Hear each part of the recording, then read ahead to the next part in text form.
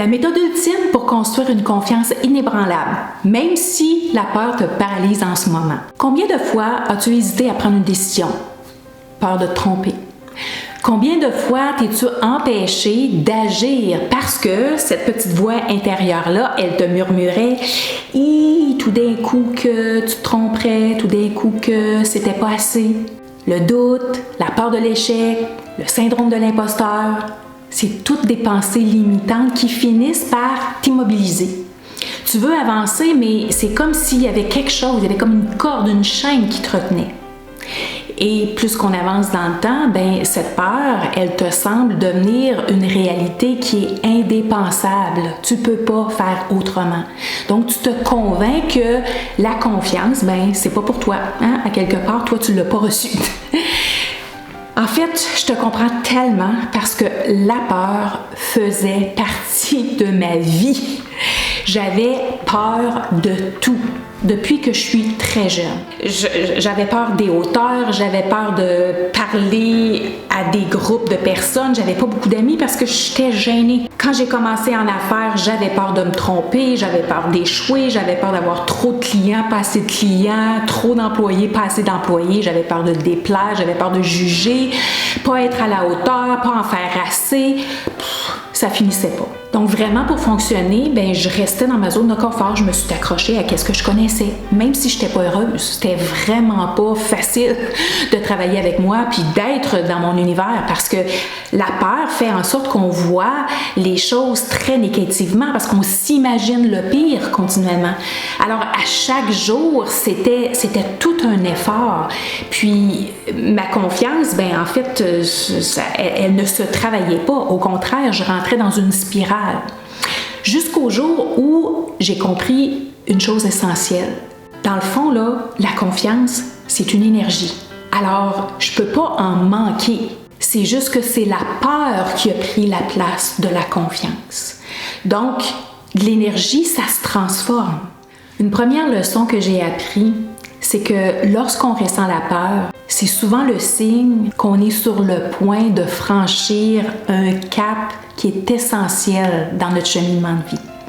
Je me souviens au moment où est-ce que j'ai quitté mon emploi sécuritaire dans les forces armées pour rejoindre l'entreprise familiale avec mon conjoint, c'était un immense saut, c'était un pas de géant dans l'inconnu pour moi parce que j'avais aucune idée de comment gérer une entreprise, comment gérer des employés.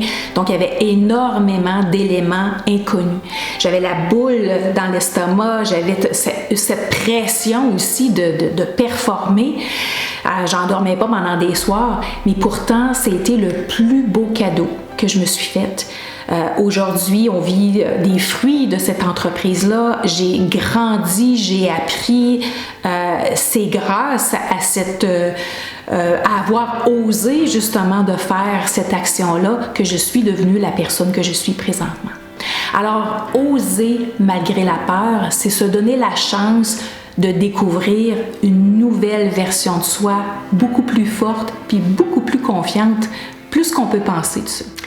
Deuxième leçon que j'ai eue, c'est important d'agir avant de se sentir prête. Attendre d'avoir confiance pour agir, c'est comme attendre d'être en forme pour commencer à faire du sport. Okay? Donc, c'est vraiment là, c'est l'inverse. C'est plus qu'on passe à l'action, qu'on fait des petits pas inconfortables, mais qu'à un moment donné, on s'aperçoit, le cerveau, il s'aperçoit que « Ah, mais tiens donc, je suis pas morte. Okay. » Je me souviens du jour où est-ce que j'ai dû parler à un groupe de personnes pour la première fois. C'était mes employés.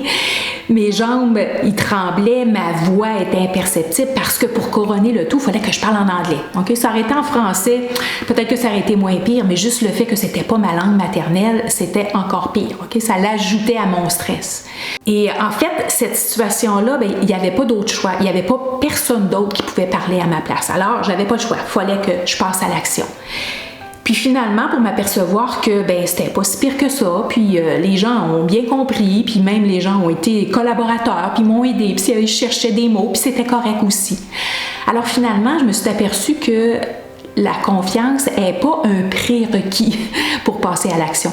Au contraire, tu oses, tu passes à l'action et oui, ça va être imparfait, mais dans le fond, c'est plus d'accepter l'imperfection et de tout simplement passer à l'action et d'avoir la foi qu'il y a assez de gens autour de toi qui sont bienveillants, qui vont t'aider, qui vont te soutenir, qui vont t'encourager dans cette prise de position. Puis finalement, la troisième leçon, c'est que on a besoin de reprogrammer notre dialogue intérieur. Parce qu'en fait, derrière la peur, il y a énormément de mots, de phrases et de croyances limitantes. Des phrases comme « ben tu seras pas capable, puis ça n'a pas d'allure, puis qu'est-ce que tu vas avoir de l'air d'une incompétente, qu'est-ce qu'on va penser de toi, qu'est-ce qu'on va dire de toi. » Alors, on ne sait pas ça, qu'est-ce qui se passe dans la tête des autres. Peut-être que c'est vrai, peut-être que c'est pas vrai. Mais en fait, c'est notre responsabilité de changer notre propre discours. C'est lorsque on est sûr de soi, on a transformé notre dialogue intérieur pour s'aligner vers c'est quoi mon intention, c'est quoi le message que je veux livrer. Et puis, je laisse tout de côté les possibilités que je me trompe, puis que je me trompe de mots, puis que qu'est-ce que je vais avoir de l'air. Je veux rester authentique, je veux rester intègre. Et lorsque je reste dans cet état-là, ben la confiance, elle suit. Alors, on veut taire cette petite voix critique qui est beaucoup plus forte que celle des autres. Donc, ce que tu te dis intérieurement va modifier ta façon de te présenter au monde.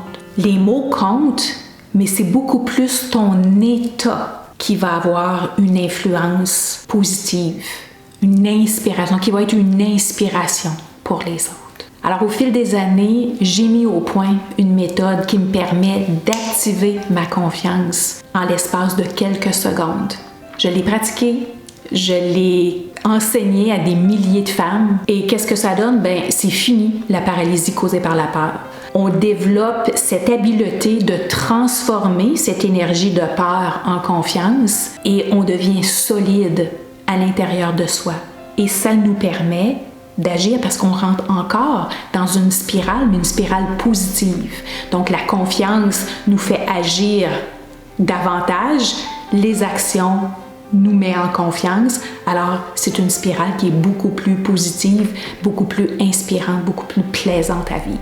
Si tu as aimé cette vidéo, tu vas aimer la prochaine dans laquelle je te partage quoi faire après un échec pour te relever rapidement et rebondir avec puissance et confiance. À bientôt!